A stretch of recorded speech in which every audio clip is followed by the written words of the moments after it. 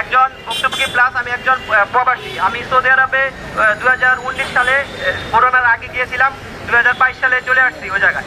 আসার পরে পরিবারের সবার সাথে কথা হয়েছে যে আমি এখন আমার পরিবারের সবাই বলছিল যে তুমি মিডল ইস্ট চলে যাও। আমি বলছি না, আমি মিডল ইস্ট যাবো না, আমি ইউরোপে যেতে চাই।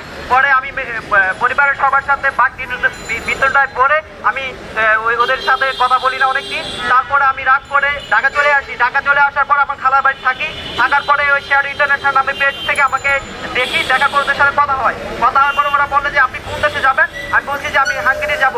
বলছে যে আপনার এত টাকা দিতে হবে, এতদিন সময় লাগবে।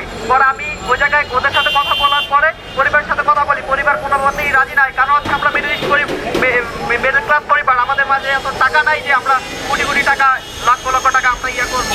তারপরে ওই জায়গায় কোন মতে আমার বাবার সাথে কথা বলি, আমি আন্টির সাথে কথা বলি, পরিবারের সবার সাথে কথা বলি, আমার বোনের সাথে কথা বলার পর তারা রাজি হয় যে আমাকে ওই জায়গায় টাকা দিবে, ওই জায়গায় পাসপোর্ট করার জন্য সময় দিবে। পরে হয়েছে ওই জায়গায় যাওয়ার পরে ওরা আমার সাথে খুব মিষ্টি মিষ্টি কথা বলে। আমার থেকে 2.5 লক্ষ টাকা নেওয়ার পরে ওরা বলছে যে 6 মাস পর তোমাকে যদি না পাঠাইতে পারি তাহলে তোমার টাকা ব্যাক করে দিব। 3 দিন তোমাকে পাঠিয়ে 3 কর্মদিবসের মধ্যে তোমার টাকা রিফান্ড দিয়ে দেবো। পরে 6 মাস যাওয়ার পরে ওদেরকে বলি, ওরা বলে আরো সময় চাই। তারপর আরো 2 মাস চলে যায়। তারপর আবার বলি আমার টাকা দেন। তারা বলে যে আমি এখন টাকা দিব না। আমি বলছি আমি আইনের মাধ্যমে যাবো। ওরা বলছে যে আমি আইনের দ্বারা জানি, তুমি এত আইনে যাও, তুমি প্রতারণা মামলা করো, তাতে কি হয়েছে? আমার টাকা তুমি আমাকে পুলিশে ধরে নিয়ে যাবে, তারপরে কি তোমরা টাকা পাবে? আমার টাকা আমি চাই। তারপরে আমার বলে আমি ছাত্রলীগ করতাম, আমি মুক্তিযোদ্ধা লীগ করতাম। তারপরেও যেদিন এরকম বাড়াতে বাড়াতে আমার 10 মাস চলে যায়, আমি বাড়ির প্রেশার, আমার লোন করার টাকা, আমার 10 মাস যাওয়ার পরে পরিবারের চাপে যখন শুনি তারা আমাদের 5 তারিখে চলে গেছে, 5 তারিখে চলে গেছে। তারপরে অফিসে আইসা 2 জন স্টাফ করি আমরা, ম্যানেজার, ডিরেক্টর এবং সহকারী। তাদেরকে ধরার পরে আমাদের সেনাবাহিনী, স্নেহ সেনাবাহিনী, সম্মানের সেনাবাহিনী, তারা হচ্ছে আসার পরে তাদেরকে আমাদের উল্টা আরো করতে হয়। আমাদেরকে উল্টা তাদের জীবন রক্ষা করার জন্য আমাদেরকে তাদের চুক্তিনামা দিতে হয়।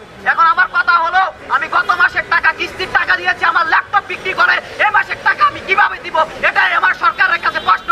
যখন আমরা এই নিয়ে স্বরাষ্ট্র উপদেষ্টার কাছে যাই, তখন তারা বলে পল্লবী থানায় যাও। পল্লবী থানায় যাওয়ার পরে তারা দীর্ঘ 4 ঘন্টা লাগে তারা একটা কেস দিতে। এটাই কি সোনার বাংলা? এটার জন্যই কি আমরা রক্ত দিয়েছি? এটাই কি রাজপথে দিয়েছি? এর জন্য আমরা রাত 1 কোয়ার্টার গেছি, রাত 11টা বাজে। তখন তারা আমাদের থেকে স্মারকলিপি নিয়েছে।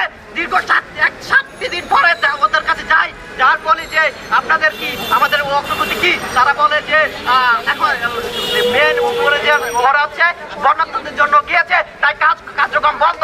তারপরে যাওয়ার পরে ওদের উন্নতর কর্মকর্তার কাছে যাই, যাওয়ার পরে ওরা বলে আমাদের কাছে তো কোনো স্মারকলিপি আসে না, কোনো কাগজই আসে না। তাহলে এটাই সোনার বাংলা? এটা গেট থেকে 100 কদম যাইতে একটা কাগজ 7 দিন লাগে। তাহলে কেটে আমার সোনার বাংলা? এর জন্য রক্ত দিয়েছি। আমরা পুলিশের কাছে যাই, পুলিশ বলে ওর দ্বারায় যাও, ওই দ্বারায় যাও। একটা আসামি ধরতে আমাদেরকে 5 দিন।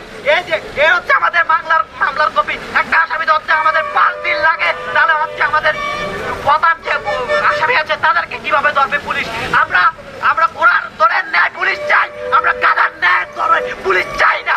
আমরা 5G স্পিডে পুলিশ চাই, আমরা 2G স্পিডে পুলিশ চাই না। আমাদের কষ্টের টাকা, এরা সবাই বড় লোক, আমরা সবাই মিডল ক্লাস, সবাই গরিব। আমরা না খেয়ে আমাদেরকে কেউ লোন করে আনছে, কেউ জায়গা বিক্রির টাকা, কেউ জায়গা বন্ধকের টাকা, কেউ গরু বিক্রির টাকা, সবকিছু মিলিয়ে আমরা এই জায়গায় আমরা ইনভেস্ট করেছিলাম, আমরা দিয়েছিলাম আমরা প্রবাস যাওয়ার জন্য।